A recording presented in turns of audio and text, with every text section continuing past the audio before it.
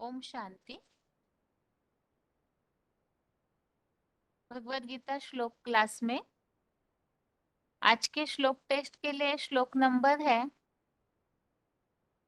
12वें अध्याय का 10वां श्लोक, अध्याय 12 का श्लोक नंबर 10 और 10वें अध्याय का 12वां श्लोक, अध्याय 10 श्लोक नंबर 12।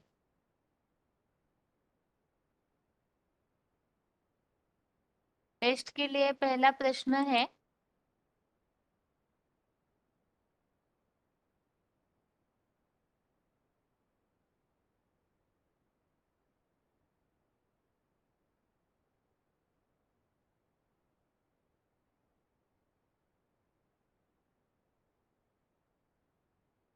श्लोक में आदिदेव का उल्लेख आया हुआ है, तो परमपिता शिव आदिदेव कैसे बनते हैं?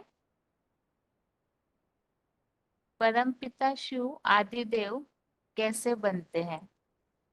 फोन अनम्यूट है। हेलो। हाँ, ओम शांति माता जी। हाँ, ओम शांति बहन जी।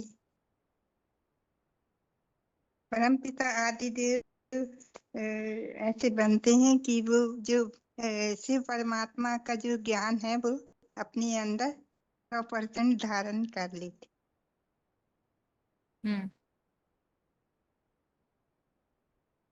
परमपिता शिव ही ज्ञान को धारण करते हैं। नंबर वार और भी आत्मा परमपिता शिव में तो सारा ज्ञान है ही, शंकर के द्वारा वो आदिदेव के रूप में प्रत्यक्ष होते हैं। हाँ जी। श्लोक पढ़े बहन जी। पढ़िए।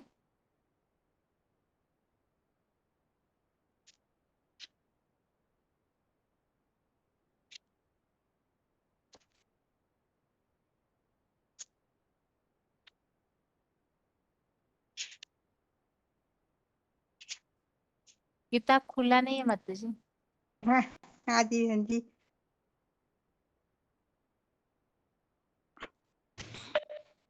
हेलो। हाँ बताइए माता जी। 12वां अध्याय का 10वां श्लोक है। अभ्यासे अपि असमर्थ अपि मत कर्म परमो भव मदर्थ अपि कर्माणि कुर्वन् सिद्धि अवाप्स्यसि। ऐसे योग अभ्यास में भी समर्थ न हो तो जोड़ी बने रुद्र यज्ञ अधिपति देव देव महारुद्र रूप मुझ परम पिता परमात्मा प्रति कर्म करने वाला हो। मेरे व्यक्त रूप के लिए कर्मों को करता हुआ भी वैकुंठ के अतीन्द्रिय सुख की विष्णु लोक की सिद्धि को प्राप्त करेगा। अगला प्रश्न है, परम ब्रह्म बताया हुआ है श्लोक में, तो परम ब्रह्म अर्थात क्या? रोल नंबर बताइए माता जी। फोन अनम्यूट है आगे किसी का। ओम शांति 22046। माता जी स्क्रीन से क्यों हटाए आप नंबर अपना? हटा ही नहीं, वो ही हट जा रहे। डेली डेली मैं अच्छा लिखना पड़ता, आज नहीं लिखी। अच्छा, ठीक है माता जी बताइए। परम ब्रह्म अर्थात क्या, किनके लिए बोला हुआ है परम ब्रह्म? शिव बाबा ही परम ब्रह्म है। वो तो त्रिकालदर्शी है। ऊंचे शिव भगवान, जिसमें ऊंची स्टेज में कोई नहीं रहता, उसको तीनों कालों का ज्ञान है। तो वो जानता है इस सृष्टि रूपी रंगमंच पर हीरो पाटदारी कौन है। हर युग में जिसने जन्म जन्मांतर हीरो पार्ट ही बजाया, वो उसको पहचानता है और उसी में प्रवेश करता है। और मनुष्य सृष्टि की सबसे कमजोर बनी हुई आत्मा में नहीं प्रवेश करता है, पावरफुल में प्रवेश करता है। सबसे कमजोर क्यों बन गए? क्योंकि जिसमें प्रवेश किया अपना परिवार बनाने के लिए, नए सृष्टि रूपी परिवार स्थापन करने के लिए, उसका नाम उसके उसने क्या रखा? परम ब्रह्मा। ब्रह्मा नामधारियों में अव्वल नंबर, तो सबसे बड़ी माता भी हुई और तन पुरुष का है, मनुष्य सृष्टि का बाप भी है। तो आदि में भी वही पाटदारी, शूटिंग पीरियड में वे बाप भी है और माता भी, लेकिन वो अ, उसका नाम क्या देता है? परम ब्रह्म ही देता है। काम निकालने के लिए उसे तो अपना काम निकालना है ना, नई सृष्टि की स्थापना करनी है, काम निकालने के लिए परम ब्रह्म नाम रखा है। श्लोक बताइए माता जी। श्लोक 10वें अध्याय में।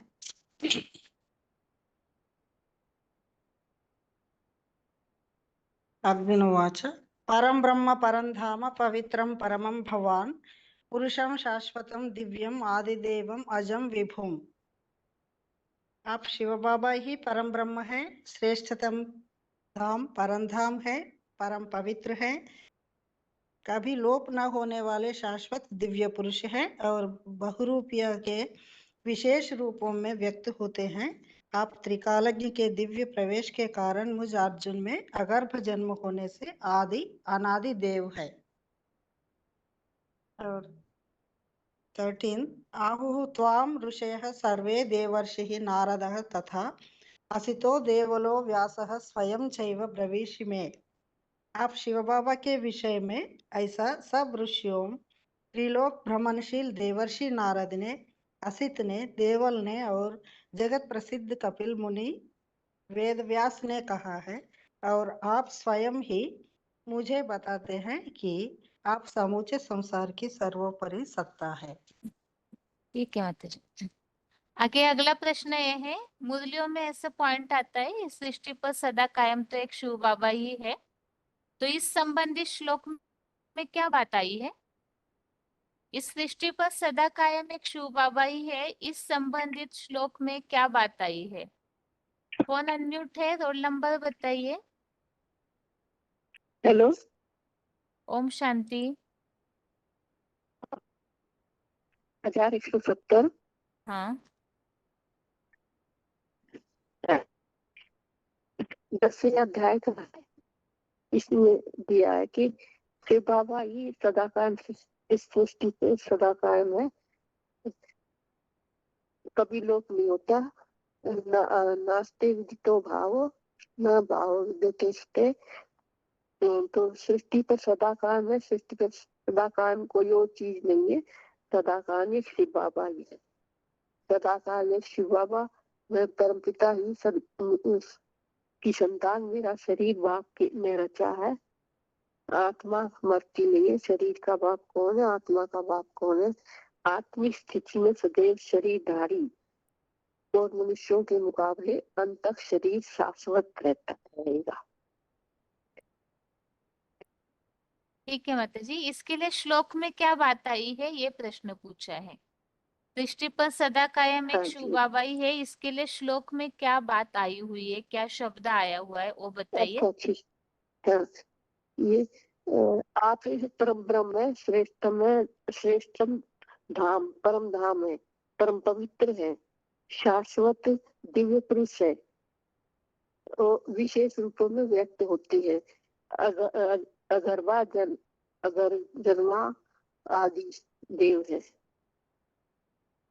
हेलो, जो प्रश्न है उसका हेलो, शब्द बताइए सिर्फ माता जी। शिव बाबा सदा कायम है, इसके लिए श्लोक में आया हुआ शब्द बताइए।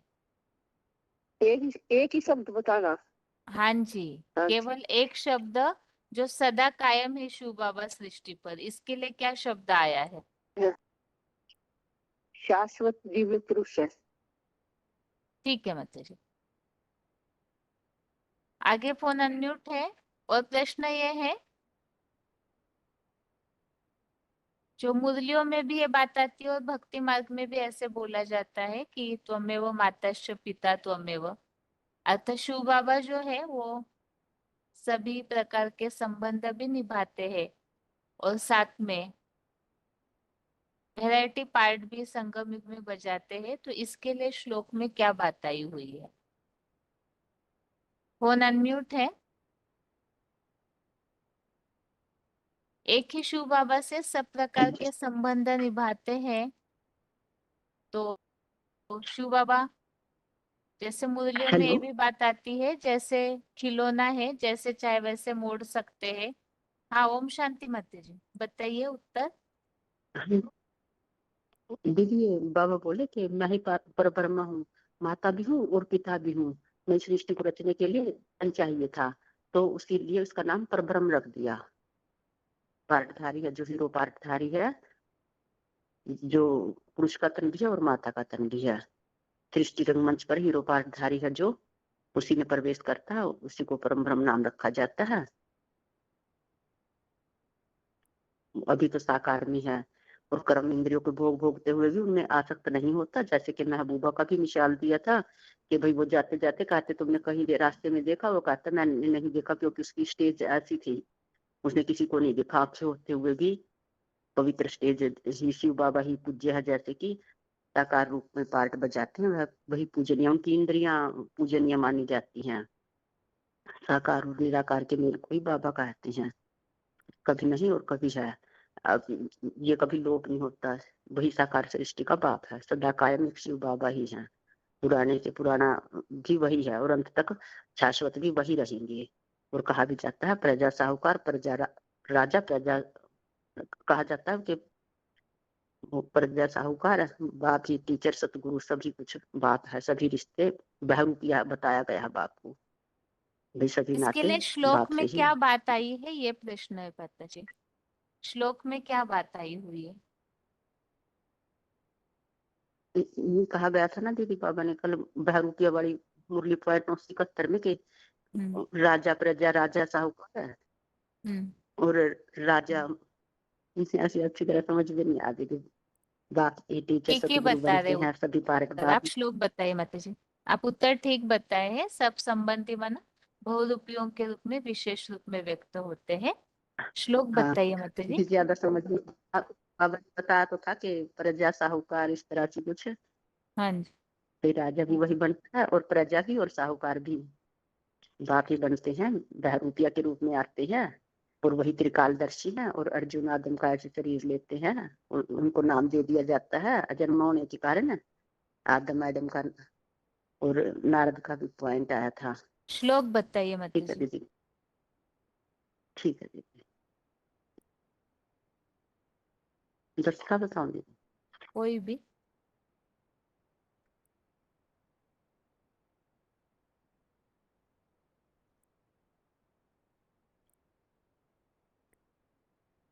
अर्जुन उवाच परम ब्रह्मा परम धाम पवित्रम परम भवान पुरुषम शाश्वतम दिव्यम आदिदेवम अजम विभुम।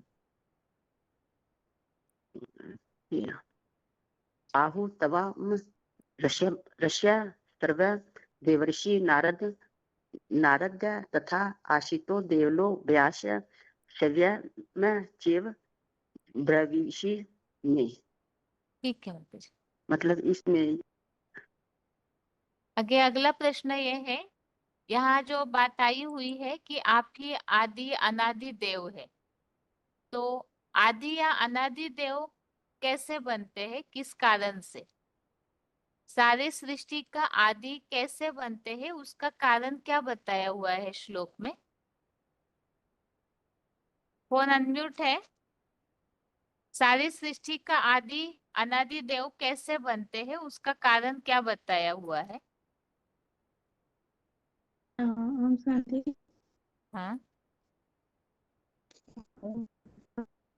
12 वर्ष में आपके दोनों परम में परम पवित्र है, और अभी जो लोक होने वाला है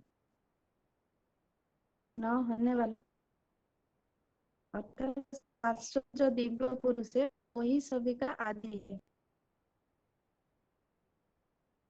आदि देव क्यों कहलाए जाते हैं, उसका कारण क्या बताया हुआ है श्लोक में? पुरुषम। हेलो, अर्थात ओम उसमें शांति। कभी लोप नहीं होता है।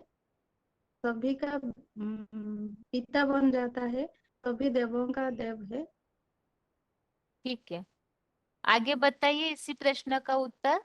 ओम आदि शांति। अनादि देव क्यों बनते? ओम शांति।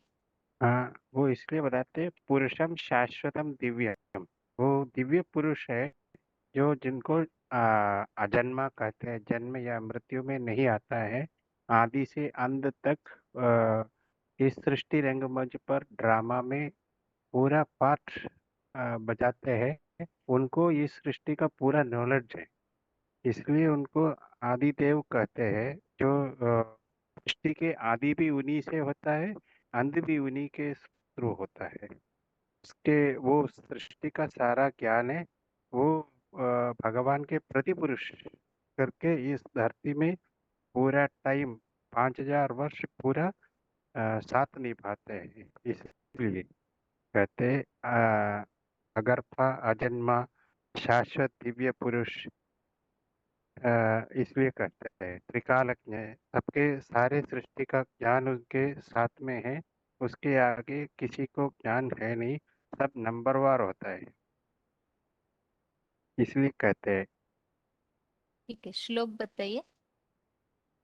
हाँ, एक श्लोक है, परम ब्रह्म परम धाम पवित्रम परमम भवान पुरुषम शाश्वतम दिव्यम आदिदेवम अजम विभुम। अर्जुन ने बोला, आप शिव बाबा ही परम ब्रह्म है, श्रेष्ठ धाम, परम धाम है, परम पवित्र है, कभी लोप न होने वाला शाश्वत दिव्य पुरुष है और बहुरूपियों के विशेष रूपों में व्यक्त होता है। आप त्रिकालज्ञ के दिव्य प्रवेश के कारण मुझ अर्जुन में आदम में अगर्भा अजन्म होने से आदिदेव अनादि भी है। और दूसरे भी पढ़ू। पढ़िए। आहुस्त्वाम ऋषया सर्वे देवर्षि नारदस्तथा असितो देवलो व्यासा स्वयं चैव ब्रवीषि में। आप शिव बाबा के विषय में ऐसा सब ऋषियों, त्रिलोकी भ्रमणशील देवर्षि नारद ने, आसित ने, देवल ने और जगत प्रसिद्ध कपिल मुनि वेदव्यास ने कहा है, और आप स्वयं ही मुझे बताते हैं कि आप समुच्चय संसार की सर्वोपरि सत्ता है। और ठीक है, बस। आगे अगला प्रश्न ये है, याद की प्रैक्टिस में बार बार चंचलता आती है, मन स्थिर नहीं हो पाता है, तो क्या करने के लिए बताया है? रुद्र यज्ञ सभा करने के लिए। उससे क्या प्राप्ति होगी? अतीन्द्रिय सुख, वैकुंठ का अतीन्द्रिय सुख प्राप्ति होगा। ठीक है, श्लोक बताइए। परम ब्रह्म परम धाम पवित्रम परमम भवान पुरुषम शाश्वतम दिव्यम आदिदेवम अजम विभु। और ये 12 का 10 देखना पड़ेगा। अभ्यासे अपि असमर्थः असि मत कर्म परमो भव मदर्थम अपि कर्माणि कुर्वन् सिद्धिम अवाप्यसि। ठीक है, जहां पर गीता में इस तरह के श्लोक आए हुए हैं कि यदि याद की प्रैक्टिस नहीं होती है तो हमें यज्ञ सेवा करनी चाहिए, तो ऐसे कोई भी श्लोक बताइए जहां पर ईश्वरीय सेवा करनी चाहिए और उससे प्राप्ति का उल्लेख आया हुआ हो। ईश्वरीय सेवा से प्राप्ति होती है, याद में मन लगता है, इस प्रसंग में आया हुआ कोई भी श्लोक बताइए।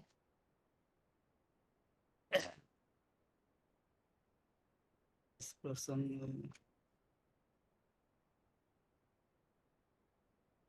अरे सेवा का जो श्लोक है दीदी, सेवा का श्लोक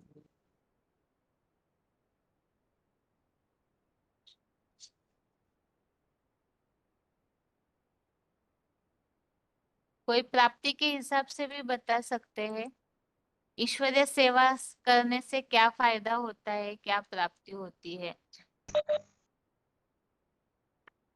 कोशिश कर रहा हूँ दीदी, अभी देखता हूँ। आगे बताइए। 27890 नाला सोपारा। जी क्या बताने दीदी?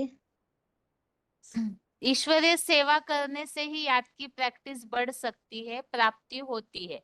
ईश्वरीय सेवा के द्वारा ही हम ऊंची प्राप्ति कर सकते हैं, इसके लिए श्लोक। अच्छा, ईश्वरीय सेवा से प्राप्ति होती है। 12 का 10 है क्या? उसी श्लोक संबंधित प्रश्न है। गीता में और कोई ऐसे श्लोक आए हुए हैं जहाँ पे ईश्वरीय सेवा से प्राप्ति होती है, ऐसा महत्व बताया हुआ हो? जी, वो आगे और एक फोन अनम्यूट किया है, बताइए फोन। रोल नंबर 9 का 34 है दीदी। 9 का 34। हाँ ठीक जी, है। एक मिनट निकाल रही हूँ।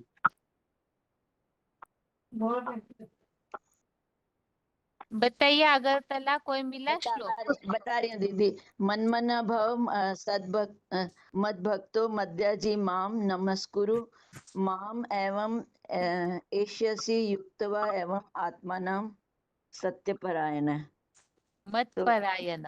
मत परायण। मेरे में मन लगा, मेरी यज्ञ सेवा कर, मेरा भक्त बन जा, मुझ शिव बाबा की श्रद्धा में झुक जा। इस प्रकार अव्यभिचारी मन बुद्धि रूप आत्मा का लगाव भरी अव्यक्त मूर्ति के आश्रित हुआ, मुझ स्वाधीन सर्वोत्तम शासक से राजयोग द्वारा राजाई भाव को ही पाएगा। पुरुषोत्तम संगम युगी शूटिंग में भी किसी व्यक्ति के अधीन नहीं बनेगा। जब ये शिव बाबा की मतलब सेवा में लगे रहेंगे तो हम दूसरों के अधीन नहीं बनेंगे और शिव बाबा में ही मन हमारा लगेगा, क्योंकि जहाँ हमारा तन होगा वहाँ हमारा मन होगा, जहाँ हमारा धन होगा वहाँ हमारा मन होगा। तो अपने तन मन धन को शिव बाबा की याद में लगाना है। अपने समय संकल्प और जो भी हमारे संपर्क में आते हैं सबको शिव बाबा की सेवा, सबकी शिव बाबा की सेवा करनी है। ओम शांति। ठीक है। आगे अगरतला मिला क्या कुछ और कोई श्लोक? हाँ दीदी, बताइए। यज्ञ सेवा का महत्व, ऐसा कोई श्लोक मिला? भगत यज्ञ सेवा का महत्व अभी तक नहीं ठीक है। मिला। 12वें श्लोक संबंधी जो पॉइंट सुना था, पॉइंट बताइए। अच्छा, ये 12 का डिसीज नंबर 758। सेवा की फील्ड में रहने से याद जास्ती आती है, घड़ी घड़ी बाप की याद दिलाता है, क्योंकि बाप कहते हैं मैं सर्विसेबल बच्चों को याद करता हूँ। बाप जिन बच्चों को याद करेगा, बच्चों ने याद करते करते बच्चों का याद नंबर बार। बाप जिन बच्चों को याद करेगा उन बच्चों को याद क्यों नहीं टिकेगी? मूल बात क्या होगी? अर्थात ब्राह्मणों के जीवन में मूल बात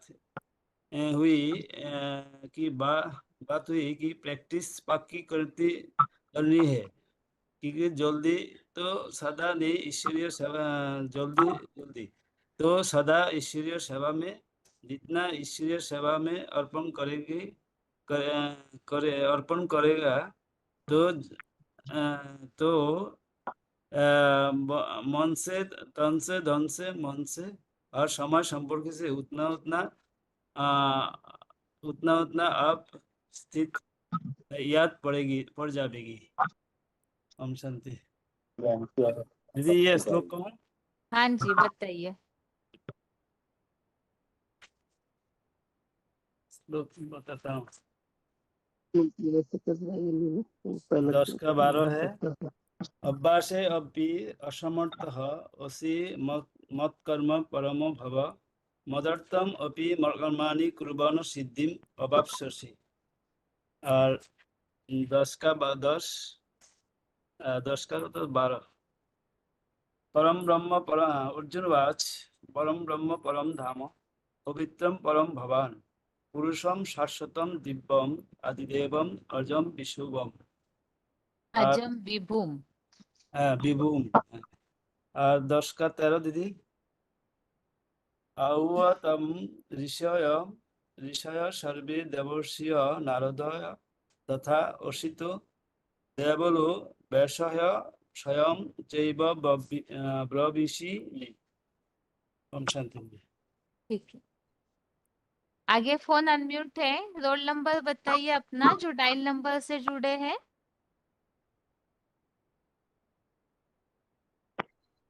हेलो, हाँ जी, रोल नंबर 3028। यहाँ हेलो। पर। हाँ जी, हाँ। 7वें अध्याय में जो श्लोक है, मत्त परतरम नान्यत् किंचित दस्ति धनंजय, इस श्लोक 7वें अध्याय। संबंधित यहाँ, हाँ जी, इस श्लोक संबंधित यहाँ 10वें अध्याय में क्या बात आई हुई है? 7वें अध्याय में ऐसा उल्लेख है, मत्तः परतरम नान्यत् किंचित दस्ति धनंजय। इस श्लोक संबंधित यहाँ 10वें अध्याय में कौन सी बात आई हुई है?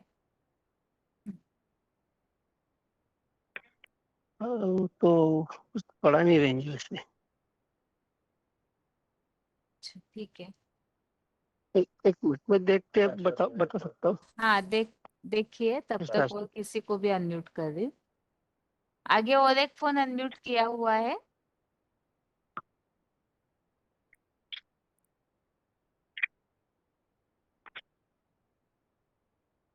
फोन अनम्यूट किया है और एक। हाँ जी। ओम बताइए। शांति। ओम शांति। क्या प्रश्न पूछ रहे, सुनाई नहीं पाई। मत्तः परतरम नान्यत् किंचित दस्ति धनंजय, मई 7वें सर मेरे अध्याय से में जो ठीक है। उल्लेख है, हाँ हाँ तो ठीक है इस ठीक। संबंधित 10वें अध्याय में क्या बात आई हुई है? अच्छा अच्छा, वो जो परम ब्रह्म है वो तो सबसे श्रेष्ठ है, इसलिए अ, उनके लिए यही बात लागू हुई है जो मत परम अन्यत किंचित धनंजय मई सर मेरे पुत्र सूत्र मणिगणाइव। ये मत परम इसी के लिए लागू होता है, वो सबसे उच्च उच्च है ना, इसलिए लागू होता है ठीक है जी। अगला प्रश्न है, अभी आप दोनों के लिए भी प्रश्न है ये। हाँ बताइए।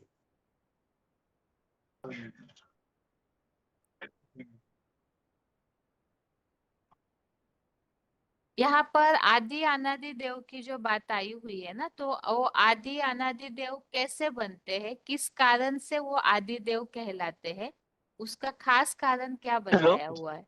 हाँ जी बताइए। हेलो। हाँ जी। हाँ भाई हाँ, वो बताइए। त्रिकलत ज्ञान है ना। आ? हेलो। त्रिकालज्ञ है मनोज इसीलिए आदि देव। तो हाँ। हाँ, वो त्रिकल यज्ञ है, और जो जिसमें मुकर्रर से प्रवेश करते हैं हम्म, उनको जानते हैं कि ये हीरो पार्टधारी है। तो इसीलिए बाबा मुरली में भी कहते हैं ना कि इस सृष्टि पर सदा कायम शिव बाबा ही है। हेलो। मैं बताता हूँ दीदी। हाँ आप बताइए, उतना एक्यूरेट नहीं है उत्तर। हाँ बताता हूँ। त्रिकालज्ञ बनने का कारण भी वास्तव में वो हाँ आदि अनादि देव है, इसलिए त्रिकालज्ञ है। हाँ, वो लेकिन तो आदि देव त्रिकाल है। बनने का कारण क्या है? आद्य बनने के कारण कि वो जो दिव्य प्रवेश करते हैं ना, हम्म, वो तो पहले उसको वो जानता है कि कोई ये पहला आदमी है, तो उसमें वो प्रवेश करते हैं।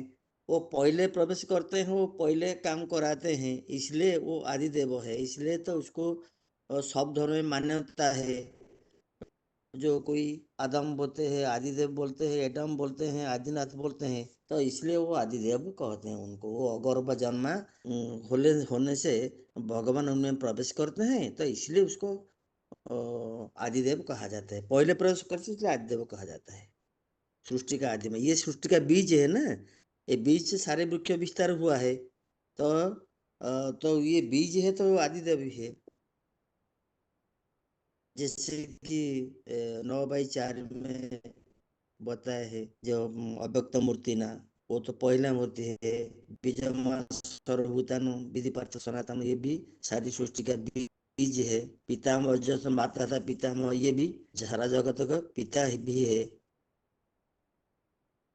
जी। परमपिता शिव जो है वो तो अगर्भ अजन्मा है। जी परमपिता शिव तो जन्म मरण के चक्र में आते ही नहीं है। हाँ जी। और वो परमपिता शिव जब अर्जुन में प्रवेश करते, यहाँ जो बात बताई हुई है आप जी त्रिकालज्ञ के दिव्य प्रवेश के कारण मुझ हाँ जी अर्जुन में अगर्भ अजन्मा होने से आदि अनादि देव है।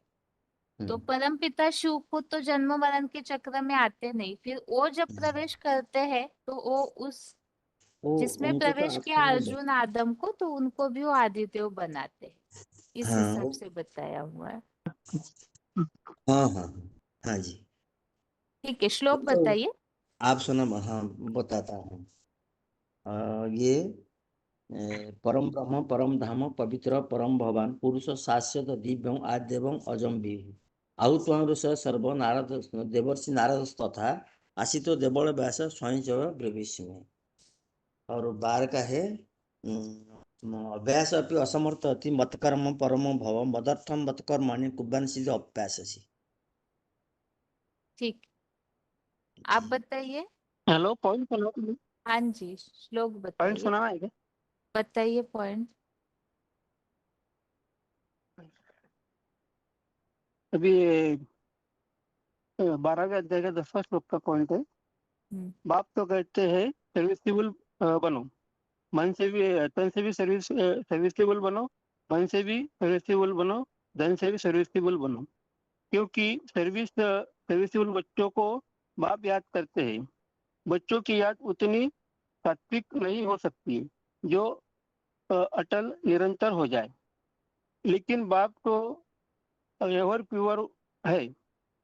वो देखता है ये और मेरे सर्विसेबल बच्चे हैं, मेरे सर्विस में सहयोगी है, उनको याद करता है। तो बाप अभी याद की पावर जिन बच्चों को मिलती है उनकी याद सहज निरंतर हो जाती है। सेवा करने से ईश्वर का दिया हुआ ज्ञान अपना हो जाता है। जितनी जितनी औरों की सेवा करते हैं रहेंगे, उतना उतना मन बुद्धि का चिंतन चलता रहेगा। मन चिंतन होने से मनन चिंतन होने से सेकेंडरी याद स्वतः ठीक हो जाती है। श्लोक पढ़ो बहन जी। पढ़िए।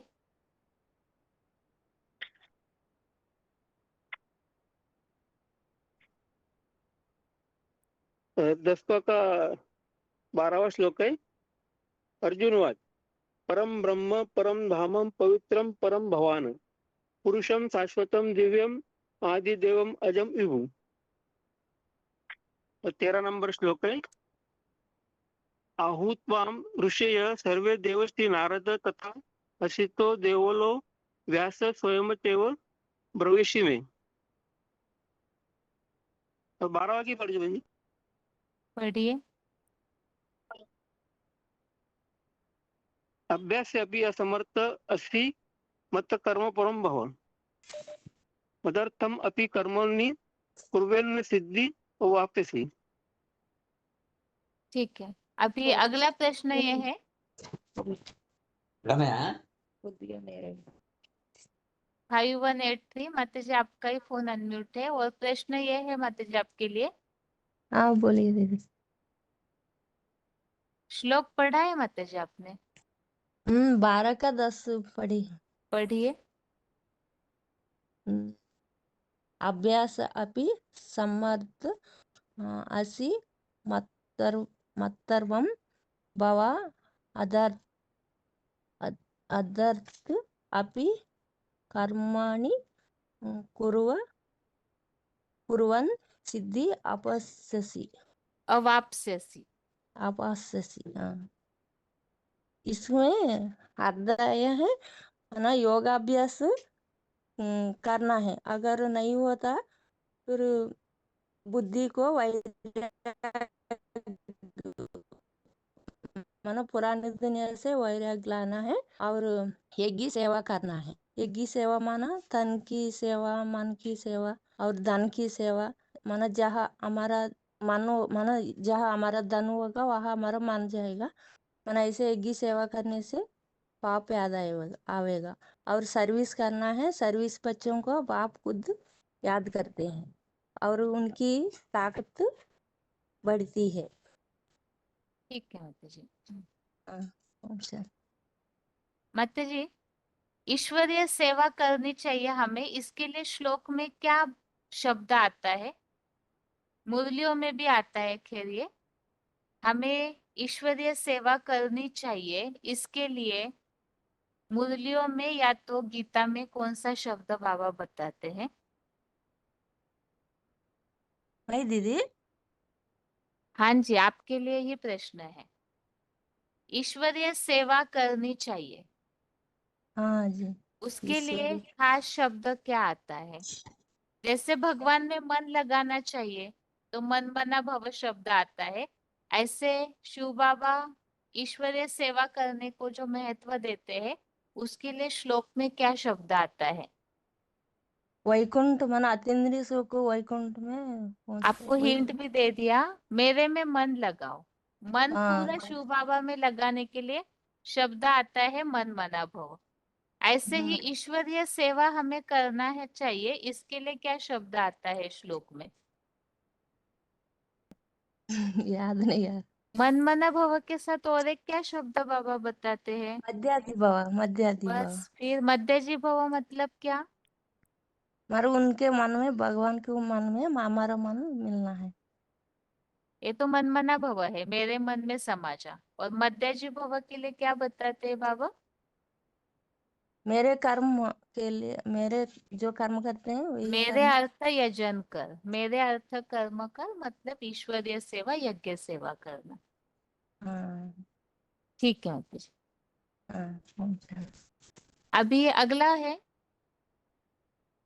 10वें अध्याय के जो श्लोक है उन्हें पढ़िए शुरू से ही 12वें श्लोक तक, फिर 5-5 श्लोक पढ़ते जाइए, तो जिनका भी बीच में रुका करके उससे संबंधित प्रश्न पूछा जाएगा। फोन अनम्यूट है। ओम शांति दीदी। ओम शांति। रोल नंबर माता जी? हेलो। रोल नंबर 20291 20291 मधुबन कालीन है। हाँ जी 10 हो जाएगा पढ़ना ना हाँ दीदी? जी हाँ जी। अच्छा ठीक है। शुरू के 5 पहला श्लोक श्लोक है पढ़िएगा श्री माता जी। भगवान पर।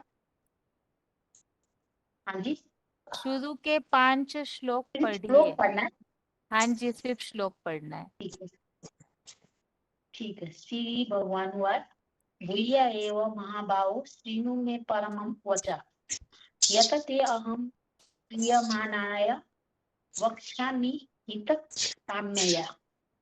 दूसरा श्लोक है न मे विदुः सुरगणा प्रभवं न महर्षयः अहम आदि ही देवानां महर्षीणां च सर्वथा। तीसरा श्लोक है यो मामा अर्धम अनादि च वेति लोक महेश्वरम असमुद मत्येषु सर्व पापै प्रमुच्यते। चौथा श्लोक है बुद्धि ज्ञान असमोह सत्यम दम सम सुखम दुखम भव अभाव भयम च अभयम एव च। पांचवा श्लोक है अहिंसा समता तुष्टि अपदानम यस अयस भवन्ति भाव भूताना मत एव गता। ठीक है माता जी, अभी एक प्रश्न है आपके लिए। जो आपने 5 श्लोक पढ़े उसी में से प्रश्न है, भगवान जो प्रवेश करते हैं ना उसे दिव्य जन्म कहा जाता है, उसके लिए श्लोक में कौन सा शब्द आया हुआ है? भगवान प्रवेश करके कार्य करते हैं उसके लिए दिव्य जन्म कहा जाता है, लेकिन यहाँ संस्कृत शब्द कौन सा आया हुआ है जिस जन्म को कोई भी नहीं जानते हैं? आदम भी कहते हैं। व्यक्ति नहीं पूछा जा रहा है, दिव्य जन्म के लिए श्लोक में कौन सा शब्द आया हुआ अच्छा है? अच्छा प्रवेश 11 का 54 है। 11 का 54 में प्रवेश तुम बोला वो है ठीक है, बाकी 10वें अध्याय में क्या शब्द बताया है? 10वें अध्याय में। हाँ जी 10वें अध्याय में देखिएगा माता जी आप, तब तक आगे अगला फोन अनम्यूट है, अगला श्लोक पढ़िए 6वां।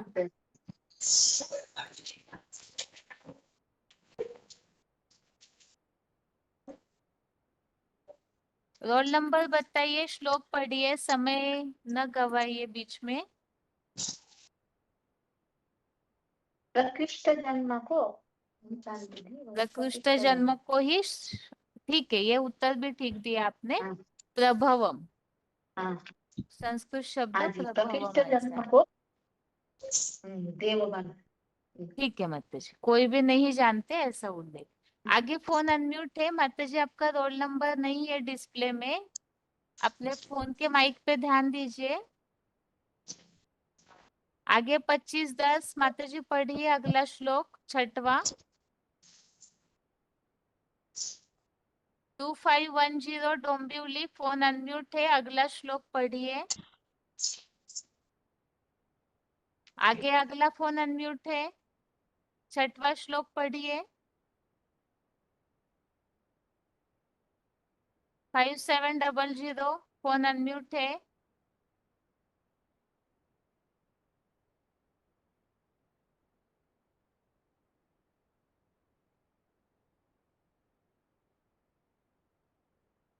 अगला फोन अनम्यूट है।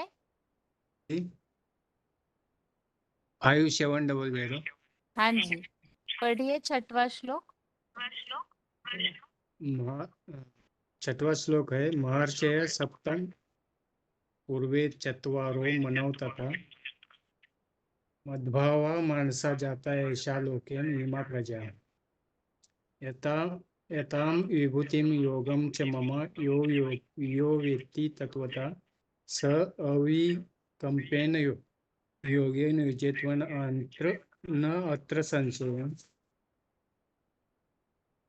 आठवा है, 10 का 8वां है, अहम सर्वस्य प्रभो मत्ता सर्वं प्रवर्तते इति मत्वा भजन्ते माम बुधा भाव समन्विता। 10 का 9वां, मच्चिता मद्गत प्राणा बोधयन्ता परस्परम कथयन्तश्च माम नित्यं तुष्यन्ति च रमन्ति च। 10 का 10वां, तेषां सततयुक्तानां भजतां प्रतिपूर्वकं ददामि बुद्धियोगं तं येन माम उपयान्ति ते।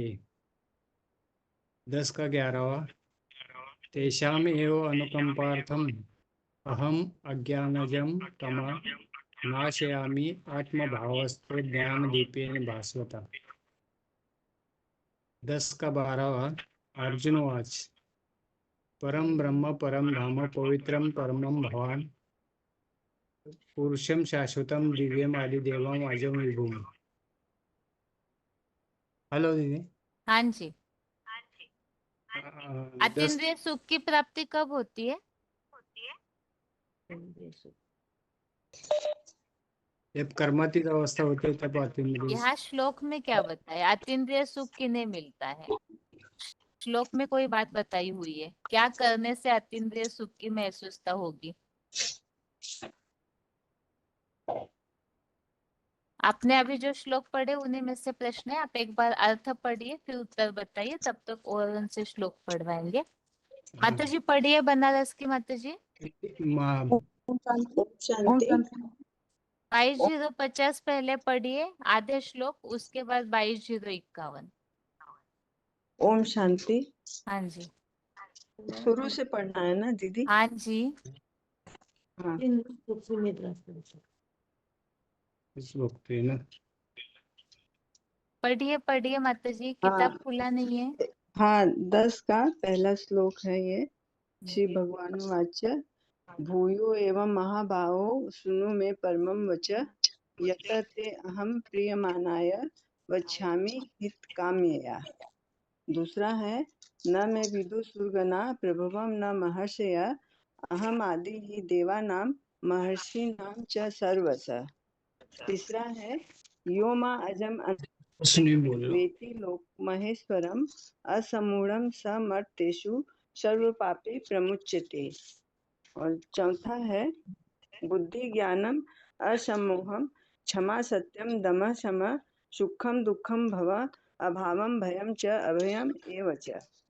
पांचवा है अहिंसा समता तुष्टि तप दानम यशम अयश भवन्ति भावा भूतानां मत एवं पृथ्वी विदा। छठा है महर्षय शतम पूर्वे चत्वारो मनव तथा मद्भावा मानसा जाता येषाम लोके इमाम प्रजा। सातवां है एताम विभूतिम योगम च मम यो वेति तत्वतः स अविकंपेन योगेन युज्यते न अत्र संशय। 10 का वाय। 1 मिनट पढ़ने दीजिए आगे। अगले आठवां माता जी है पढ़िए। ओम शांति। हाँ ओम शांति। ये 6वां श्लोक है महर्षिया सप्त पूर्वे चत्वारो मनवा तथा मद्भावा मानसा जाता एषाम लोके इमाम प्रजा। एताम विभूति योगम च मम यो वेति तत्वतः सा अविकंपेन योगेन युज्यते न अत्र संशयः। और फिर अहम सर्वस्य प्रभो मत्ता सर्व प्रवर्तते इत मत्वा भजन्ते माम बुधा भाव समन्विता। और 9वां है मत चित्ता मदत प्राणा बोधयन्ते परस्परम कथयन्तश्च माम नित्या तुष्यन्ते च रमन्ते च। और 10वां तेषां सतत युक्ता नाम भजताम प्रीति पूर्वकम ददामि बुद्धि योगम तम येन माम उपयान्ति ते। 11वां तेषां यो अनुकंपार्थ अहम अज्ञानजं तमः नाशयामि आत्मभावस्थो ज्ञानदीपेन भास्वता। और 11वां है नहीं 12वां है अर्जुन उवाच परम ब्रह्म परम धाम पवित्रम परम भगवान पुरुषम शाश्वतम दिव्यम आदिदेवम अजम विभु। और 12वां आहु त्वाम ऋषया सर्वे देवर्षि नारद तथा असितो देवलो व्यासा स्वयं चो पृथ्वी में। ठीक है 1 मिनट माता जी। बॉम्बे आपको उत्तर मिला अतीन्द्रिय सुख के लिए? हाँ मिला। बताइए। मेरे में मन बुद्धि लगाने वाले सदा मेरे में ही जिनके प्राण लगे हुए हैं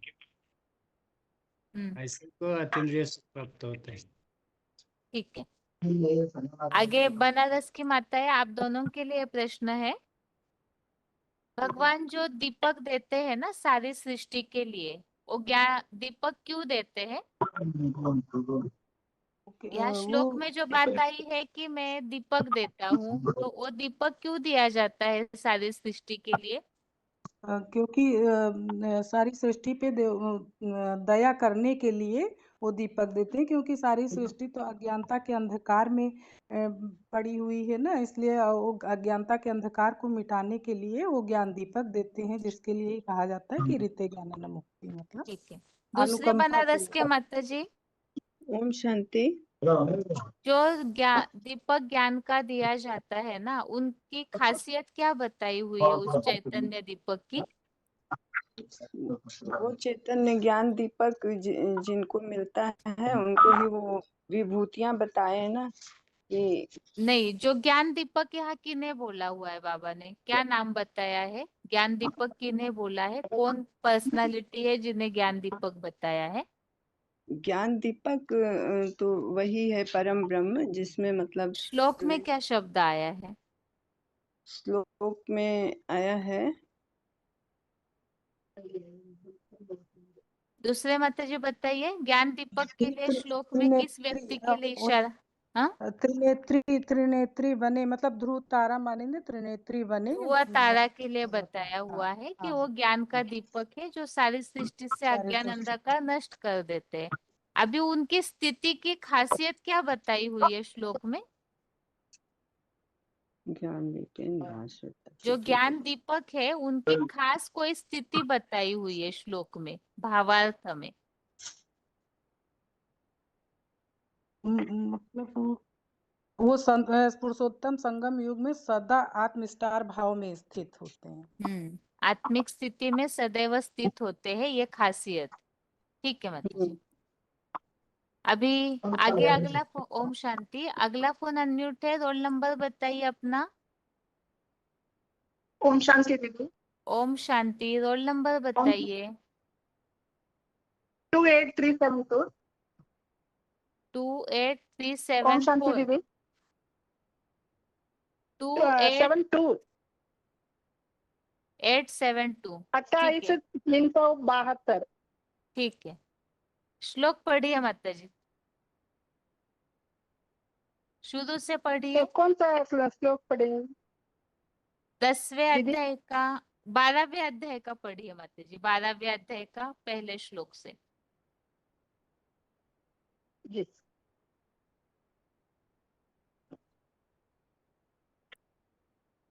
12 अध्याय का अर्जुन उवाच एवं सतयुक्तत्वा ये भक्त्वा एवं त्वं सतत पर्यपासको एवं सतत सततयुक्ता युक्ताये एवं सततयुक्ता ये भक्ताः त्वां पर्यपासते ये च अपि अक्षरम् अव्यक्तं तेषां के योगवित्तमाः। श्री भगवान वाक्य मयि अवेश मनो ये मां नित्ययुक्ता उपासते श्रद्धया परया उपेताः ते मे युक्ततमा मताः।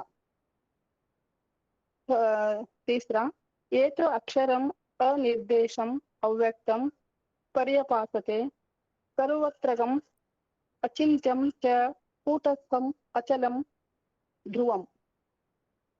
चौथा तन्नियम्यम् इन्द्रियग्रामं सर्वत्र समुद्धयाः ते समबुद्धयः समबुद्धयः ते प्राप्नुवन्ति माम् एव सर्वभूताहिते रताः। क्लेशः अधिकतरः तेषाम् अव्यक्तसत्ता ते तथाम् अव्यक्ता हि गतिः दुःखं देहवद्दिवि उवाप्यते। ये तु सर्वाणि कर्माणि मयि सन्न्यास्य मत्परः अनन्येन एव योगेन मां ध्यायन्त उपासते। ठीक है माता जी, तेषाम् आप एक अहम् मिनट माता जी, 1 मिनट और एक किसी को पढ़ने बोलते हैं फिर प्रश्न पूछती हूँ। पढ़िए माता जी श्लोक आगे 8589 माता जी श्लोक पढ़िए। हाँ दीदी, शुरू से नहीं, 6वें श्लोक से पढ़िए। ठीक है दीदी। ये तु सर्वाणि कर्माणि मयि सन्न्यस्य मत्परा अन्येन एव योगेन मां ध्यायन्त उपासते तेषाम् अहं समुद्रता मृत्यु संसार सागरात् भवामि न चिरात् पार्थ मयि आवेशित चेतसाम्। और आगे है मयि एव मन आदस्तव मयि बुद्धिं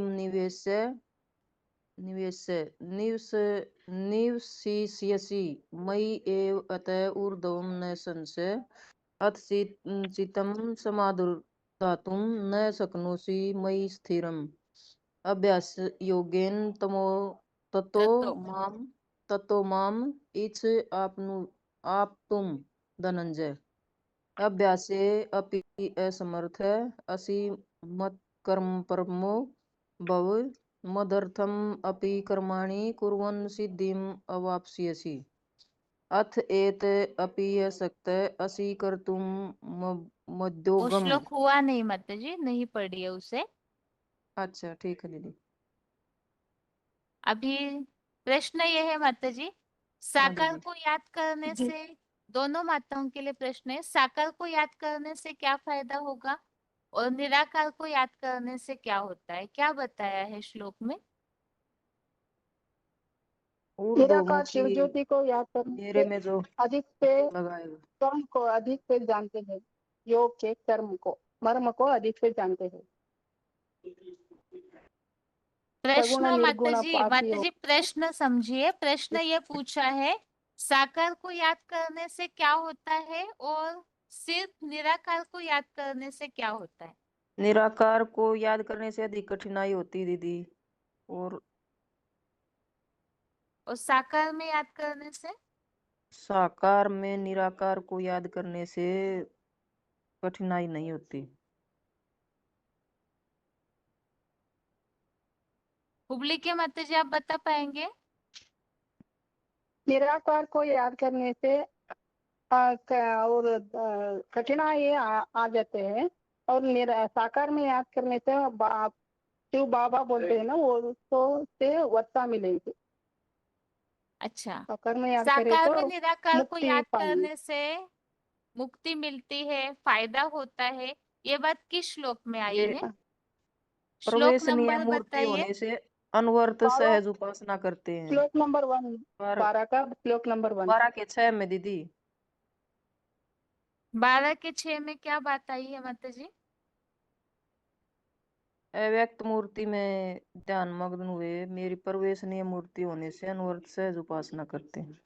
उपासना करते हैं तो पुरुषार्थ करते हैं। प्रश्न हाँ। पूछा है प्राप्ति। हाँ, जो हाँ, हाँ। साकार में निराकार को याद करते हैं उन्हें खास क्या प्राप्ति सुख होती है? सागर यो 12 के 7 में दीदी।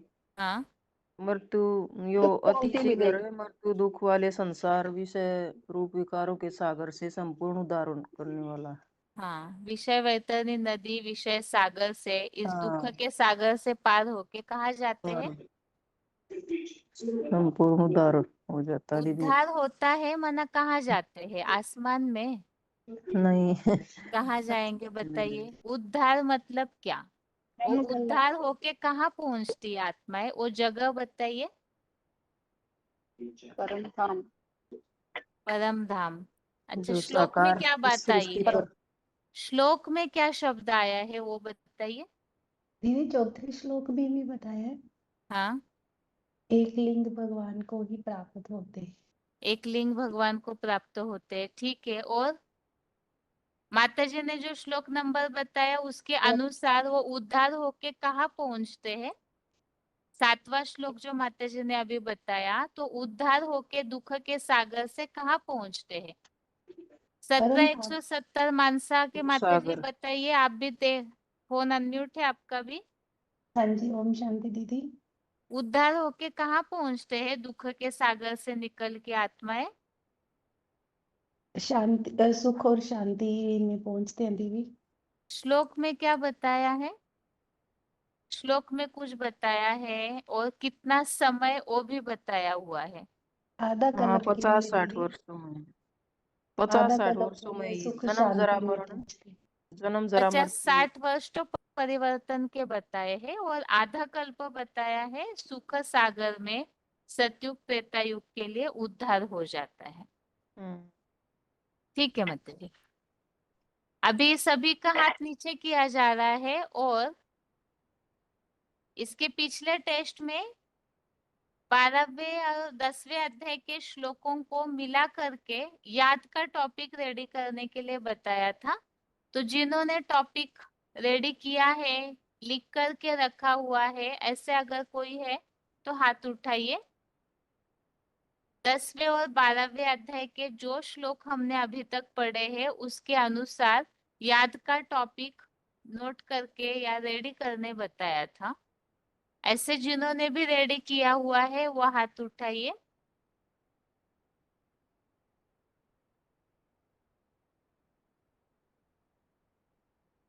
सिर्फ 3 ही हाथ उठे हुए हैं। हेलो, ओम शांति माता जी। ओम शांति जी। दीदी, गीता के हर अध्याय में योग शब्द जुड़ा है। योग माना युक्त होना, माना संबंध जोड़ना। तो हम भगवान से कैसे जुड़ सकते हैं? जब हम भगवान के बारे में जानेंगे, क्योंकि गीता में आया हुआ है कि कोई भी देवता या दानव भगवान को नहीं जानते। जैसे 10 के 14 में आया हुआ है, ना ही ते भगवान व्यक्ति ना विदु देवा ना दानवा। तो भगवान को क्यों नहीं जान सकते? क्योंकि भगवान योग माया से ढका हुआ है, जिसके लिए गीता के 7 के 25 में आया है, ना अहम प्रकाशा सर्वस्य योग माया समावृता। तो भगवान स्वयं आकर के अपना परिचय देते हैं, स्वयं में आत्मा आत्मानम वेथत त्वम पुरुषोत्तम। तो इसी अनुसार भगवान जिस तन में प्रवेश करते हैं वो मनुष्य सृष्टि का बीज है, जिसके लिए 7वें अध्याय के 10वें श्लोक में आया हुआ है, बीजम माम सर्वभूतानाम विधि पार्थ सनातनम। उस तन में प्रवेश करके ही भगवान कहते हैं, मन मनाव मध्या भक्ता मध्या जीमा नमस्करु। 9 का 34 है, मेरे मन में समा जा, मेरे लिए यज्ञ कर्म कर और मेरे को ही याद कर। तो सकार में ही निराकार को सहज सहज याद कर सकते हैं। याद करने के भी 2 तरीके बताए हुए हैं, अभ्यासेन तु कौन्तेय विरागेंच गृह्यते। तो या तो एटॉमिक महाविनाश के बारे में बार बार चिंतन करके विराग आएगा, जब बार बार स्मृति का अभ्यास करना होगा। ये दे के सभी संबंधी संपर्क की जो है वो काम आने वाले नहीं है, ये सब मरे पड़े हुए हैं। इनसे क्या मोह करना है, इसके लिए गीता में श्लोक आया हुआ है कि अशोच्यान अनवशोचस्त्वम। और ये जो इसीलिए ही हमें भगवान को याद करने के लिए अपनी मन बुद्धि को स्थिर करना है, जिसके लिए गीता के 2 के 61 नंबर श्लोक में आया हुआ है, तानी सर्वाणी सेम्य युक्त असीत मतपरा।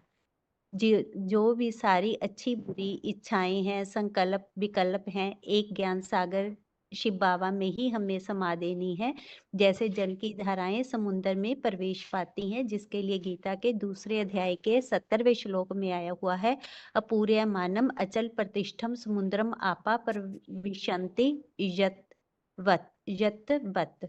तो मन के इंद्रियों को नियमित करके कर्म योग का आचरण करना है, जिसके लिए गीता में आए हुए जस्तु इंद्रियाणि मनसा निम्य आरंभते अर्जुन कर्म इंद्रिया कर्म जोगम असक्ता सा विशिष्यते।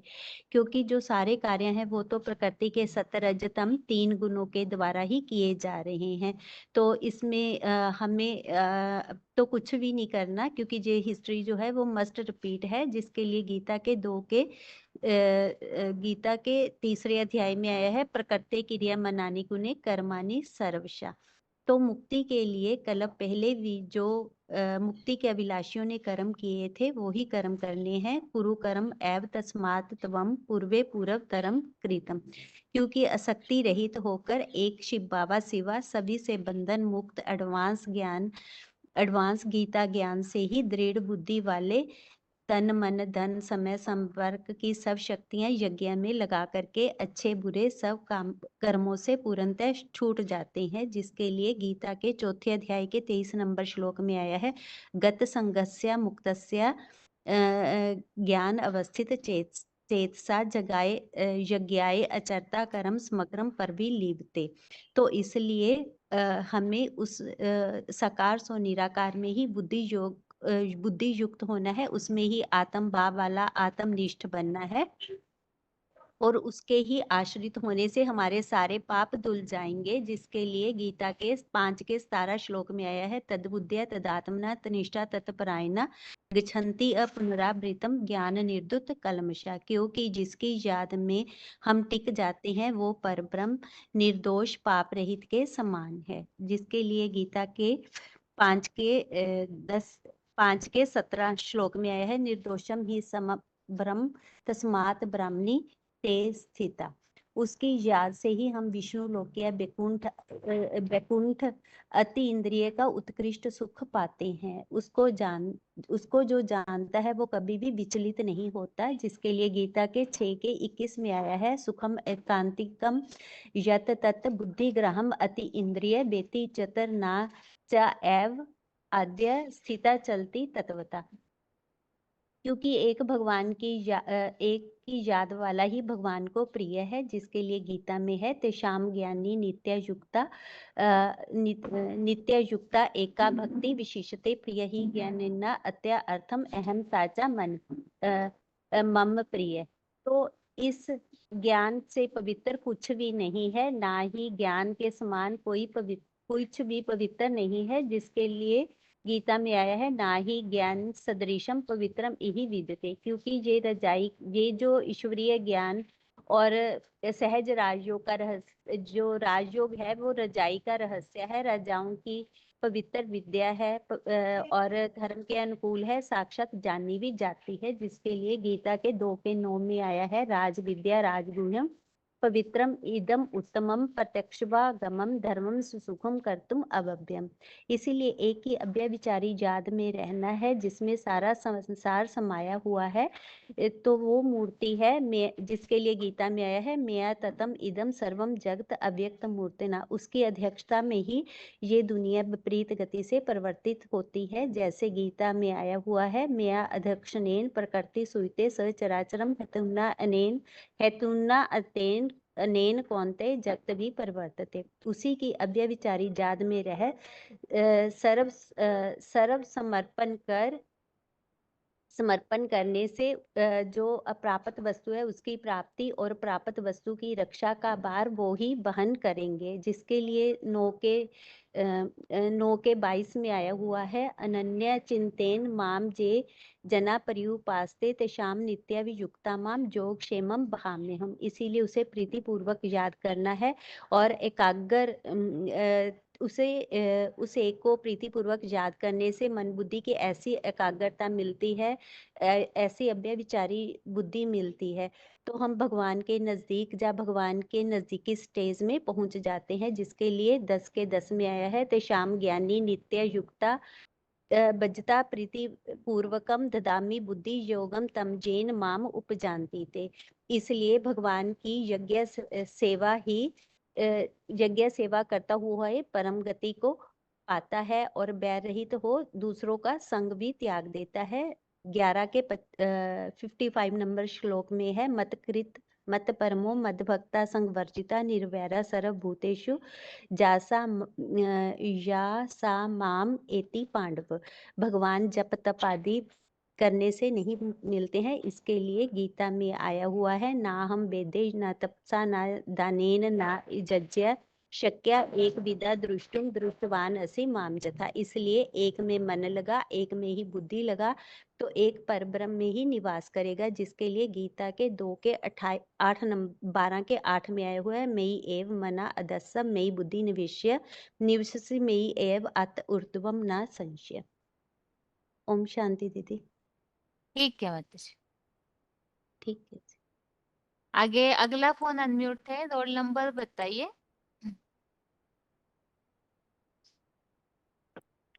Hello. Om Shanti. Roll number लाल माता दिन तो खुश है ये लगभग ये हाँ सर। क्या? जामड़ा मधुबन। हाँ बताइए माताजी। वो दीदी मैं थोड़ा शॉर्ट में बताऊंगी। हाँ जी। हाँ ये बोला था ना कि भगवान की याद का क्या महत्व है, तो वो हमें कैसे बताना है। तो वास्तव में हम भगवान की याद का महत्व दुनिया वालों को भी ये बता सकते हैं कि जैसे भगवान की याद का इतना महत्व है कि हम दुनिया वालों को जब यह बता सकते हैं कि भगवान की याद का महत्व इतना है कि दुनिया जब दुख दर्द यानी हारी बीमारी आती है तो जब उसको याद करते हैं, सभी भगवान को याद करते हैं, तो एक भगवान को ही क्यों याद करते हैं? क्योंकि एक भगवान ही है जो हमें पूरी तरह दुख और परेशानियों से निकालने का सच्चा रास्ता बताते हैं। इसलिए सब भगवान को ही याद करते हैं, परंतु भगवान को याद करेंगे कैसे, तो उसको जानना जरूरी है ना।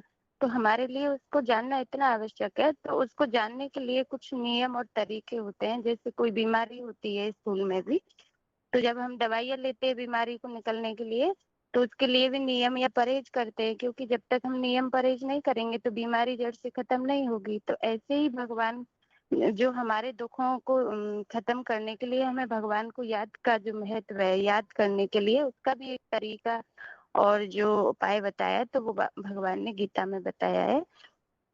तो सबसे पहले हमें भगवान को जानना जरूरी है कि वो कौन है, उसका नाम रूप देश काल ये सब कुछ जानेंगे तो हम भगवान को अच्छे से याद कर पाएंगे। तो भगवान तो जैसे हमने जाना कि वो निराकार है, ज्यादा डिटेल नहीं बता रही हूँ। तो निराकार है, तो निराकार तो हम आत्माएं तो सभी साकार में है, तो हम तो साकार की याद करने की जो प्रैक्टिस पड़ी हुई है हमें 63 जन्मों से, तो हम तो साकार में ही जानेंगे, उसे निराकार को कैसे जानेंगे। तो वास्तव में वो निराकार कैसे याद करेंगे, तो वो जब गीता में बताया है कि निराकार को याद करने वालों के लिए कितनी कठिनाई होती है, तो उसके लिए श्लोक आया है 12 का 5 क्लेशो दिक्तर तेषाम अव्यक्त सत चेतसाम, यानी कि निराकार में जो आसक्त योगी होते हैं उनको बहुत कठिनाई भी होती है और निराकारी गति पाने के लिए उन्हें अधिक मेहनत भी करनी पड़ती है और धर्म के धक्के भी बहुत खाने पड़ते हैं और दुख उठाना पड़ता है।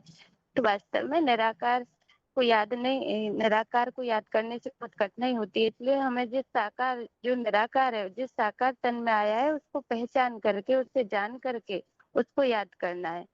तो जिसके लिए वास्तव में भगवान को कैसे याद करना है वो भी गीता में बताया है, जो 12 के पहले श्लोक में आता है कि योग के जो मर्म है, योग का जो महत्व है, उसको कौन अधिक जान पाते हैं, सगुण उपासक या निर्गुण उपासक। तो उसे 12 के 2 में बोला है कि मैया आवेश मनो ये माम नित्य युक्त उपासते, यानी कि जो मन को स्थिर करके सदा योग युक्त हुए परम श्रद्धा से भरकर मुझ साकार अर्जुन रथ में शिव ज्योति की याद का तरीका जो बताया है, यानी कि जो साकार में निराकार आया हुआ उस साकार को पहचान करके हम याद करेंगे तो वो योग के महत्व को भी अधिक जानते हैं और वो श्रेष्ठ योगी भी माने गए हैं और वो चरित्रवान भी होते हैं। तो ये बात बताइए। तो वास्तव में ये तो याद हम किस में करना है ये पता चला, परंतु याद का तरीका क्या होना चाहिए तो वो भी 12 के 4 में बताया है कि अपनी जो 11 इंद्रियां हैं उनको पूरा ही संयम में रख के स्थिति परिस्थिति में समानदर्शी होना, और जो 12 के 6 में बताया कि वाचा रहित मन बुद्धि से याद करना, यानी क्योंकि भगवान तो हमारे मुख की आवाज नहीं समझता, भगवान दिल की भावना, दिल की आवाज को सुनता है, इसलिए उसे दिलाराम बाप भी कहा है। तो वो दिलाराम बाप दिल की आवाज जो होगी वो ही सुनते हैं। तो उसके लिए बताया है कि 10 के 9 में बताया है कि जो योगी जिनकी मन बुद्धि सिर्फ मेरे में ही लगी रहे और मेरे ही बातों में संतोष पाते हैं वो ही अतीन्द्रिय सुख का अनुभव करते हैं। तो जो भगवान की बातों में ही बुद्धि रमण करती है उनकी, तो वो अतीन्द्रिय सुख का भी अनुभव करते हैं। जिसके लिए 10 के 10 में बताया है कि तेसाम सतत युक्ता नाम, यानी कि जैसे प्रीति पूर्वक जो योगी प्रीति पूर्वक नित्य निरंतर याद करते हैं वो मेरे को प्राप्त कर लेते हैं। और जिनके लिए 12 के 6 में भी बोला है कि भगवान को पाने के लिए तन धन सब कर्मों को मन बुद्धि से संपूर्णतया मेरे में अर्पित कर तो मतलब भगवान में अच्छे से बुद्धि लगे। क्यों? जहाँ हमारा, इसके लिए बोला है ना कि जहाँ हमारा तन होगा तो वहाँ हमारा मन होगा, जहाँ हमारा धन होगा तो वहाँ हमारा मन होगा। तो जहाँ स्थूल में भी हम जहाँ तन धन की जहाँ शक्ति लगाते हैं तो वहाँ हमारी बुद्धि लगी रहती है। तो वास्तव में अगर हम भगवान के लिए ही सब कुछ अर्पण करेंगे, उसकी सेवा में लगे रहेंगे, तो फिर हमारी बुद्धि कहाँ लगेगी? एक भगवान में ही लगेगी।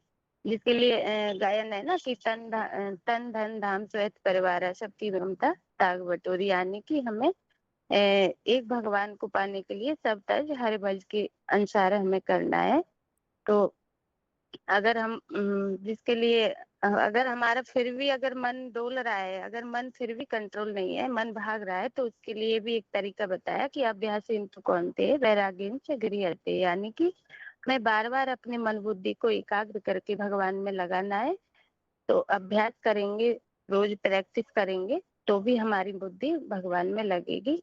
तो ऐसे योगियों के लिए भगवान ने बोला है कि जो सब कुछ भगवान को अर्पण हो जाते हैं, सब कुछ अर्पण कर देते हैं, तो उनके लिए जो 9 के 34 में बताया है कि मन मनाभव मध्याजीभव, यानी कि जो मेरे में मन बुद्धि लगाने वाले हैं, और जो 12 के 7 में बोला है कि मई आवेश चेतसाम, यानी जो मेरे में मन बुद्धि लगाने वाले हैं, मेरे ही लिए कर्म करने वाले हैं, वो इस दुनिया से, यानी ये विषय सागर जो है, ये जो बेकारी दुनिया जो है, विषय बैतरणी नदी का हो या दुखी संसार का हो, इससे संपूर्ण उद्धार हो जाता है, यानी कि सत्युग त्रेता जैसे दैविक स्वराज्य में हम चले जाते हैं।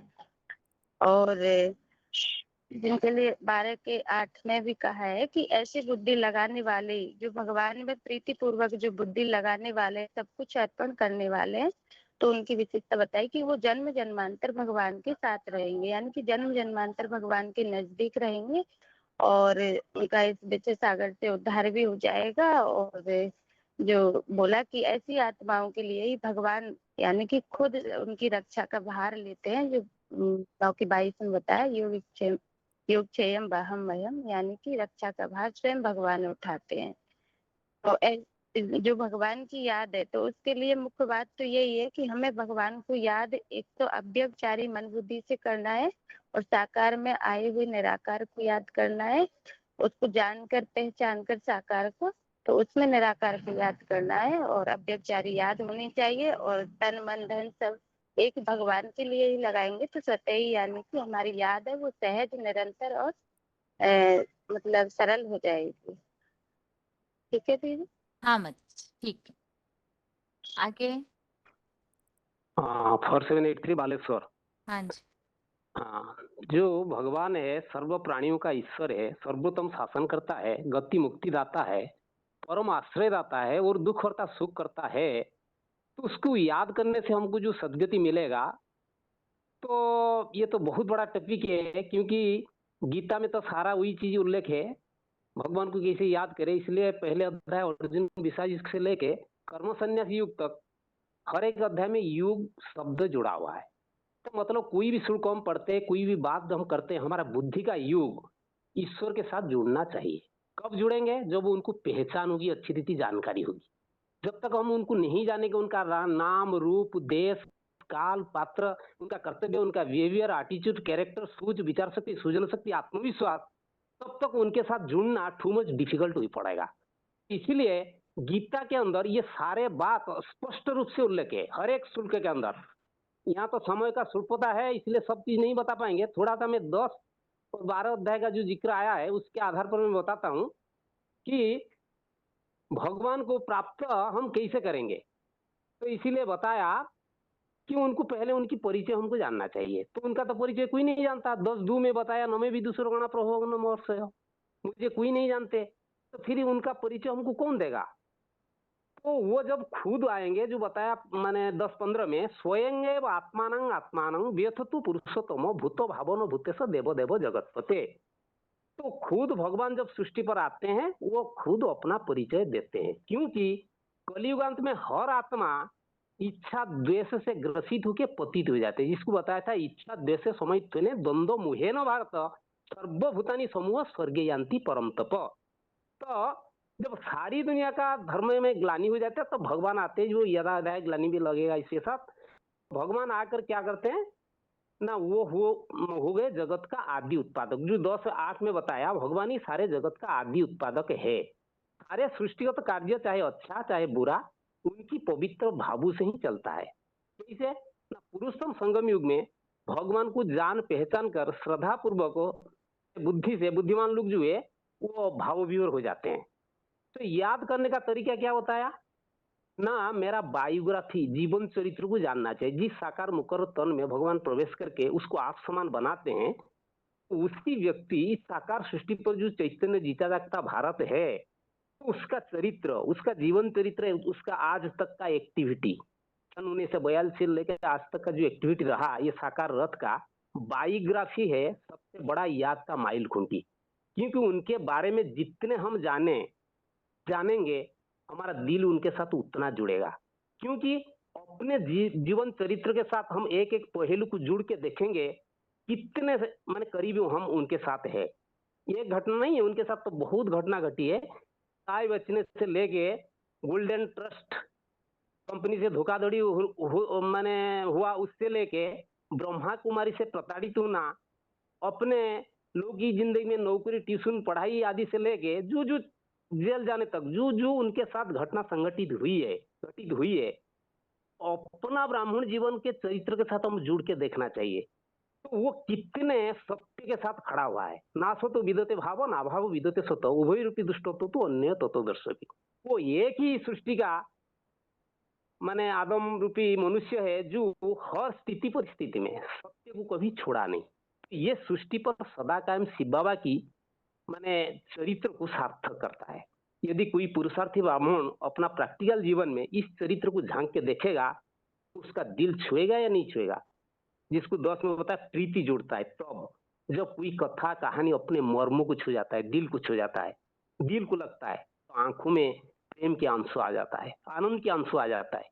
ये अभिविचारीपना निरंतर तब होगा क्योंकि भगवान की बुद्धि युग हमको मिल जाता है, क्योंकि हमने उनकी प्रतिरूप को पहुंच जाते हैं।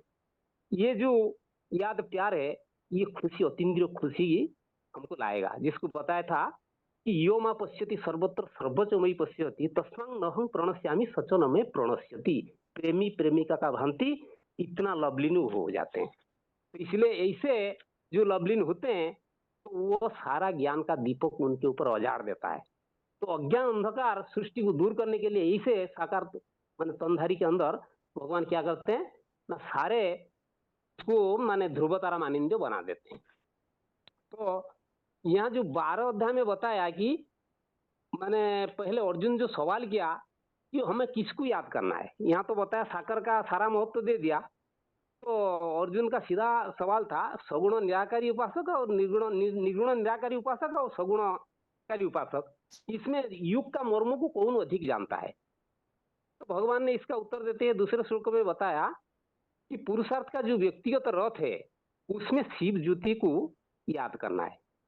कैसे याद करना है ना, जैसे अष्टमूर्ति माने शिव के माने सर के ऊपर दिखाए गया चढ़े हुए हैं 8 मण के, ऐसे ही जैसे वो आते ही अपने तन मन धन समय संपर्क सब कुछ न्यौछावर कर दिए यज्ञ के लिए, ऐसे हमारा संबंध रहना चाहिए। तो ये याद करने का माने उनके साथ संबंध जुड़ने का एक तरीका बताया। तीसरे श्लोक में बताया कि बाबा को जो याद करते हैं सर्वश्रेष्ठ योगी, उनका विशेषता पारदर्शिता उनका विशेष लक्षण बताया इसमें। वो कैसे है ना, जिस ब्राह्मण एवरेस्ट ड्यूटी में प्रवेश करते हैं उस पर फिदा हो जाते हैं। फिदा मतलब अनुकंपा दिखाते हैं उसको, जिसको 10-11 में बताया था, क्योंकि वो हीरू पड़धारी है, वो त्रिकालदर्शी है, 3 काल का पाठ को वो जानने वाला है, वो परमात्मा का पाठ बजाते हैं, परमात्मा ही उदात।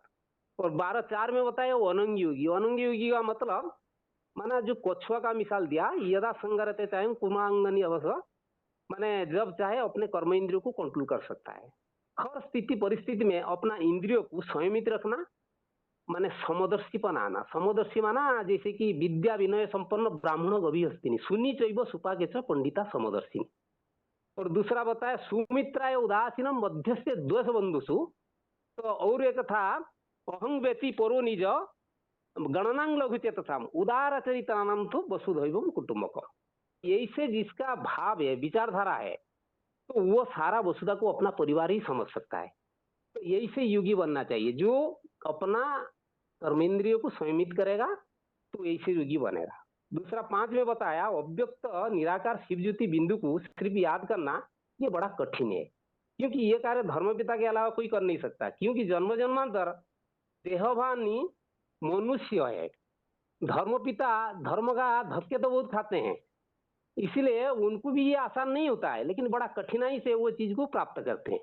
लेकिन वो इतना चरित्रवान नहीं होते हैं जितना माने साकारी उपासक होते हैं, क्योंकि उनका बुद्धि क्षिप्र बनती है। क्षिप्र बुद्धि बनने से वो एटॉमिक एनर्जी जैसे विध्वंसकारी चीज निर्माण कर देते दुनिया के लिए। वो भगवान की कंस्ट्रक्शन कार्यों में इतना सहयोगी नहीं बनते जितना डिस्ट्रक्शन कार्यों में सहयोगी बनते हैं। इसीलिए साकार को उपासना करना ये यथार्थ बताया। 12:6 में ये बात की स्पष्ट की कि भगवान का जो अव्यक्त मूर्ति है, माना मूर्तिमंत शंकर है, वही प्रवचनीय मूर्ति है। उसके प्रति संपूर्ण सरेंडर होने की बात है। कैसे? जैसे तन मन धन समय संपर्क संबंध, जहां हमारा तन होगा वहीं हमारा मन होगा। ये याद को अत्यंत सहज और निरंतर करने की एक विधि बताई। कोई फल या कामना नहीं रख के निस्वार्थ प्रभाव से यज्ञ सेवा करना चाहिए, क्योंकि यज्ञार्थात् कर्मणोऽपि अन्यत्र कर्मबंधनम तदर्थम कर्मगन्ते मुक्त संग समाचार। यज्ञ कर्म ही हमको निर्बंधन बना सकता है। 12:7 में कलियुगी रूपी जो मृत्यु संसार है उस विषय वैतरणी को कैसे हम पार हो पाएंगे। हमारा जो शरीर रूपी बेढ़ा है कहाँ पड़ा है? अभी विषय वैतरणी में पड़ा है। इसमें जन्म मृत्यु बुढ़ापा जैसे दुख सबको माने खा रही है। तो इस विषय सागर से पार होने का सहज विधि बताई। एक ही मंत्र है, मन मनाभव मध्याजीव। अपने को माने आत्मा समझकर मुकर्रर तन में मनोबुद्धि लगाना है, क्योंकि वही सबसे बड़ा किबया है। उसको भी गार्डन का माली भी बताया है। तो क्योंकि वो माने नया दुनिया स्वर्ग के लिए सुंदर सुंदर फूल भी सजाते हैं। तो 12:8 में बताया जो 95 परम ब्रह्म हीरू पारधारी है, आदम अर्जुन है, उसको संबद्ध संपर्क में जो जन्मा जन्मांतर रहने का तरीका बताया। कैसे हम रह पाएंगे? जो साकार तर में निराकार शिव ज्योति को माने मन स्थिर करके अर्थात प्रीतिपूर्वक लगनशील, माने कोई दिखावटी नहीं बाहर से, जैसे कि सन्यासी करते कर्मेंद्रियाणी स्वयं यास्ते मनसा इंद्रियाणी मिथ्याचार से उच्चते जो बताया, ऐसे नहीं है, ये दिखावटी कुछ नहीं है, अंदर बाहर साफ दिल, तो ऐसे होना चाहिए।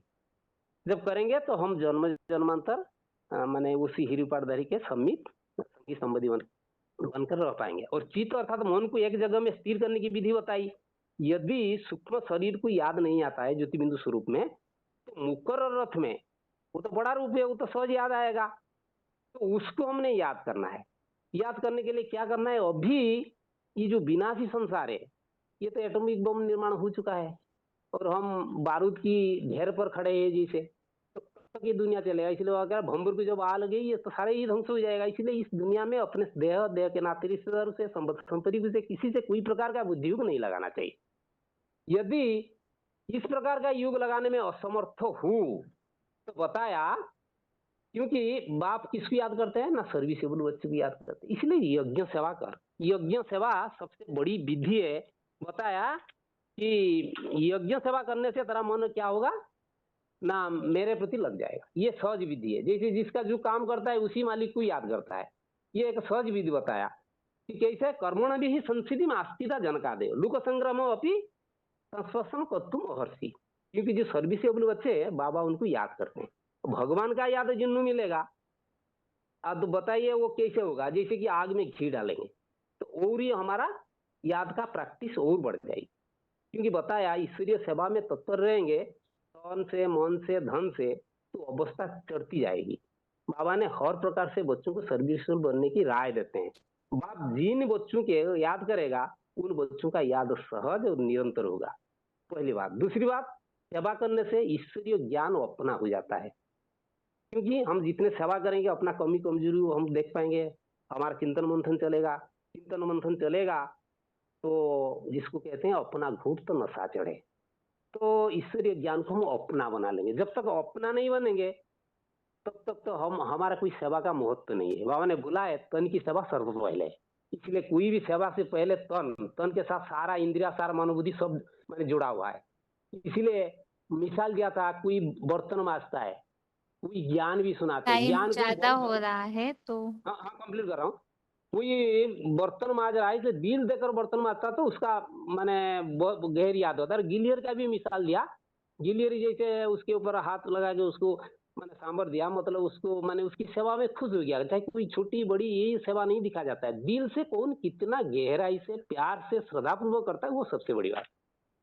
ओम शांति। ये तो बहुत लंबा चौड़ा चैप्टर है, सहज नहीं है, बता।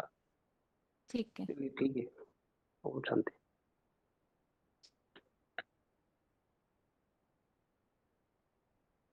हेलो। हाँ जी ठीक है। अभी अभी तो आज टाइम हो चुका है, बाकी आगे जैसे कि बाहर सर्विस फील्ड में भी जो सेवा की बात चल रही है, तो उस समय हमें ज्यादातर आज लोग जो परेशान है, दुखी है, टेंशन में रहते हैं, तो सभी को चाहिए मन शांत हो हमारा किसी भी तरीके से। तो इसीलिए ही बाहर वालों को समझाने के हिसाब से आप टॉपिक को जरूर रेडी कीजिए। मेडिटेशन कैसे करना चाहिए, याद कैसे करनी चाहिए। अब जैसे मुरलियों में तो हम सुनते ही है, बाबा कई बार ये बात बताते हैं, बाहर की दुनिया में मेडिटेशन करना, उसे आसन लगाना, तो दैहिक आसन, श्वास प्रश्वास की प्रक्रिया है, प्राणायाम, इस तरह की कोई विधियां, आजकल जैसे दुनिया में हास्य क्लब वगैरह निकले हैं, तो मन को मनोरंजन करने के लिए कुछ और ऐसे ट्रिक्स ढूंढते हैं। लेकिन भगवत गीता में तो खास ये ये जो भी विधियां है ये तो शरीर के आधार से सिखाई जाती है बाहर दुनिया में। जैसे श्वास पर मन एकाग्र करना या तो दैहिक आसन लगाना, ऐसे जो भी विधियां है वो तो शारीरिक आसन है, तो शरीर को तो एनर्जी मिलेगी। लेकिन मन बुद्धि जो है वो टेम्पररी एकाग्र भले हो जाए, हमेशा के लिए नहीं हो सकती है। तो इसीलिए ही जहां भी गीता में ये सब बातें आई हुई है उस आधार से एक अच्छा टॉपिक रेडी कीजिए कि खास अभी बहुत लंबी बातें सुनने का तो लोगों के पास टाइम नहीं है। और जैसे बाबा मुरलियों में बताते हैं, कलयुग अंत में तो सभी पत्थर बुद्धि हो जाते हैं। तो हम लंबे समय से ज्ञान सुन रहे हैं, इसीलिए हमें बाबा की बातें समझ आती है, गीता की बातें भी समझ में आती है। अभी भी ऐसे भी है, जैसे ज्ञान में चलने वालों में भी अगर कोई एकाग्रता से मुरली नहीं सुनते हैं तो ये बातें ग्रहण करना बहुत मुश्किल हो जाता है। तो बाहर वालों के लिए तो और मुश्किल है, क्योंकि वो तो पूरा ही उस अंधकार की दुनिया में जी रहे हैं। इसीलिए ऐसे सॉलिड बातें ढूंढिए कि जो सुनते ही उन्हें सत्य प्रतीत हो और दिल को छू जाए और वो इस बात को स्वीकार करने के लिए तैयार हो। भगवत गीता में खास याद का तरीका क्या बताया है जिससे हमारा मन शांत हो सकता है, ऊंची प्राप्ति हो सकती है। तो ऐसे कोई बातों को, ऐसे कोई श्लोकों के शब्दों को ढूंढिए जो एकदम जैसे कि सटीक हो, रामबाण उपाय जो बोला जाता है, इस तरह से ऐसे कोई पॉइंट्स ढूंढिए मुरलियों के और श्लोकों के, ऐसे शब्द जिससे हम मेडिटेशन की विधि लोगों को सिखा सके। तो ये खास, ये बहुत ही मुख्य टॉपिक है, इसीलिए इसकी तैयारी जरूर करते रहिए सभी, क्योंकि अभी 12वें अध्याय में जैसे याद का टॉपिक पूरा होने जा रहा है, तो 12वां अध्याय में जो 10 श्लोक और बाकी है, तो इन सभी श्लोकों में कौन सा भक्त प्रिय है उसके लक्षण बताए हुए हैं। तो इस आधार से याद का टॉपिक रेडी कीजिए। बाकी अभी क्लास का टाइम पूरा हो रहा है, आज के लिए गीता क्लास यहाँ पूरा करते हैं। ओम शांति।